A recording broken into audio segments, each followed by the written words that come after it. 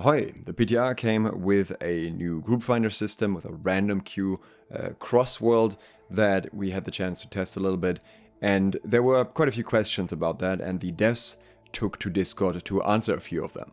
We'll talk about that as well as the rewards and the group finder in general.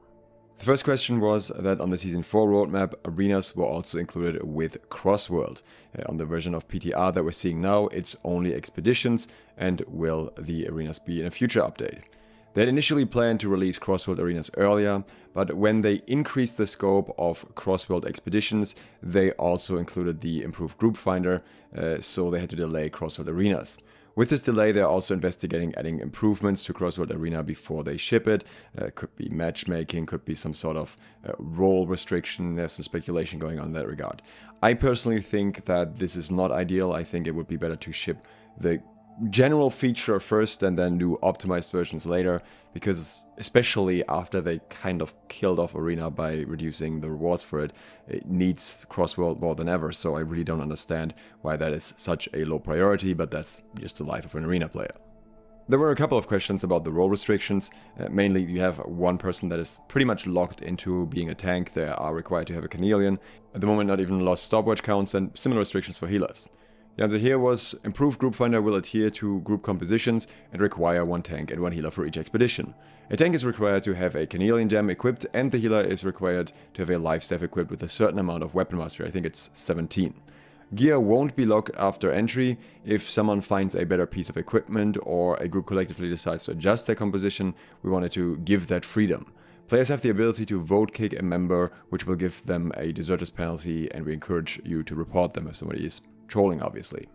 I should further explain this to someone else, saying this makes sure all players have set expectations when entering a dungeon with a random group of players, which I think is reasonable. They say, we love to see experimental builds, but believe it's important for your other team members to be on board with it as well, so we highly recommend using the traditional group finder method in those cases where you want to play a paladin, for example. Otherwise, you may choose the role you'd be most committed to for a random group. For example, choose healer and explain to your group that you're committed to healing, but will also serve as an alternative off-tank. I think this is manageable, considering at the moment the group finder, the random group finder, is not available for M3. On anything below that, you can kind of get away with somewhat hybrid builds as well. But in general, I think for most players, it is better to stick to the traditional roles in random groups. In coordinated groups, it's a completely different story, and you can do whatever you want. When it comes to the rewards, there was an interesting answer. So SLOTH asked if they are planning to increase the coins obtained through random queue bonuses. Rage said the total you can earn is 600 gold through random queue bonus, which is our goal for easy to earn a coin in a day. At the same time, we want people to be encouraged to use the random queue, so we'll constantly reevaluate rewards. Not entirely sure how the calculation ended up with 600 or if they're just rounding here. So this is a reward screen from one of the runs that Baggins did. This is exactly the same value as indicated in game. For a normal expedition, using the random queue gives you 125 coin and 2,500 syndicate tokens or faction tokens. If you have the expedition role bonus cash, so for example if you're playing healer or tank, then you get an additional 50 coin and additional 500 tokens. You can get this bonus 2 times per day. But on top of that, you can also get the mutation random queue bonus once, which is 150 gold. Not sure why they only made that one once and the normal expedition one twice. I feel like the mutation one would make more sense for more players, but I guess there's a lot of demand for people helping in normal expeditions. Either way, the reward for this one is 150 gold, along with 10,000 faction tokens, which I would argue is probably the most valuable aspect here. The 10,000 faction tokens fairly quickly, depending on what kind of level of mutation you end up doing, could be alright, but could also be a pain. If we combine that with the role bonus for each of these expeditions, I would end up with 550 gold as well as 16,500 tokens. So I'm not quite sure what's off here, if there's another bonus that I'm missing. What I will say is that this reward to me personally feels disproportionate to the amount of effort going into it, because normal expeditions can be absolute hell with an inexperienced group, and so can mutations. You never know what you're getting, and sure, on the PTR it'll be smooth sailing because the people that are testing that stuff on PTR are all people who have played the game for a while, that just want to test the new system. But if you really end up in a group of very fresh players, then a single run could end up taking over an hour if you're very unlucky or you don't leave before that. So this bonus is absolutely not guaranteed, and at that point it's a very, very small amount going into your pocket in comparison to many other activities you could have done in the same time that would have given you more gold.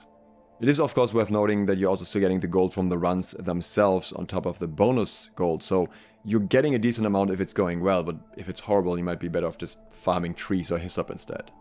To me personally, that's way too low of an incentive to use this feature. The only thing that is somewhat more appealing is the 10,000 faction tokens, because I hate running faction missions.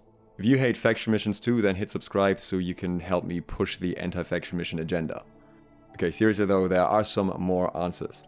One of the questions that a lot of people obviously have is the reason for Group Finder not being available for M3. The answer here is, so, M3s. Here's the context. M3s are highly competitive, require tight group coordination and top-end gear, and most importantly are ranked and rewarded on the rotational leaderboards. The leaderboards piece in particular makes the system incompatible with the improved Group Finder because of the 15% newfound friends buff, so we need to address that no matter what. We'll get back to that buff in a little bit. So that was the starting point, and our original plan was to support M3s while solving the leaderboard buff problem another way, but we ultimately decided to remove M3 support from V1 due to the need in M3s to have full gems equipped and each mutation requiring different gems. This painful inventory situation, combined with our desire to keep V1 scope as lean as possible, led us to make this decision for V1. Based on the feedback we've heard, we are going to have another look at a plan to add this to a future release beyond V1 so that our M3 players can enjoy Crossworld convenience. So thanks as always for being so forthcoming with your thoughts. In the meantime, you can continue to assemble groups through the same world lobby finder and use the improved group finder to help players ascend in the M ranks. As much as this is an explanation of their thought process, I personally think the whole getting M3 cross-server was actually more important than the whole random group finder system. I think the priorities here are weird. They are very much catering to casual players, I suppose, and I can understand that many players may not want to run M3s with any randoms to any degree, even if they can select them. If they're from another server, communication might be different beforehand. There might be more going into that. Either way, I think the priority is just off, and I think that should have been solved differently. And again, this also comes down to them always wanting to blow up every feature as its own unique release, rather than just going for the most obvious thing that people want and need the most. So a repeating problem in a way. My suspicion is that they maybe couldn't figure out a good way for cross-server communication outside of instances like they do with OPR, so it would have been difficult to have any sort of conversation with someone joining your M3 group without them already being in the instance, and that may be the full reason why they didn't include it now, but that's just speculation. Roger asked what happens when multiple players are in a group together and queue together into the random group finder with the newfound friends bonus damage and bonus health and bonus healing.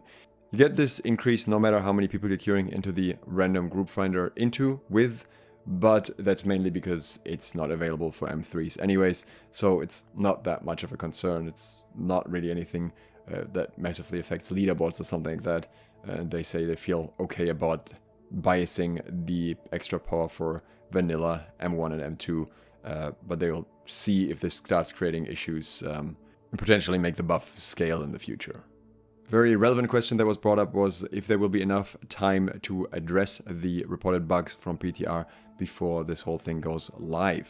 Answer: heard and understood. We really thank you and appreciate your time in PTR helping us test new features. We know it can be very disappointing to see things get released without all the PTR feedback addressed. We can say that the bug reports and confusion points we've seen reported so far, we are prioritizing in our final pass, and we feel pretty good about being able to fix bugs we've seen on the UI presentation and make sure that every flow state is clear. Obviously, some of the controversial things, such as M3 still being lobby finder pre-made only, we will not be changing before the feature releases, but as said elsewhere, the feedback is still being heard and considered in longer term planning. Notice the word longer term here, which in New World terms usually means very far away. There was one more question that I'm just going to show on screen here because it was just a question about visibility in the UI. That is not all that's on the PTR though, there's some more to talk about in the next days, so consider subscribing and clicking the bell if you're interested in that. Thanks to my patrons for supporting this video, and thank you for watching. SLOTH, out.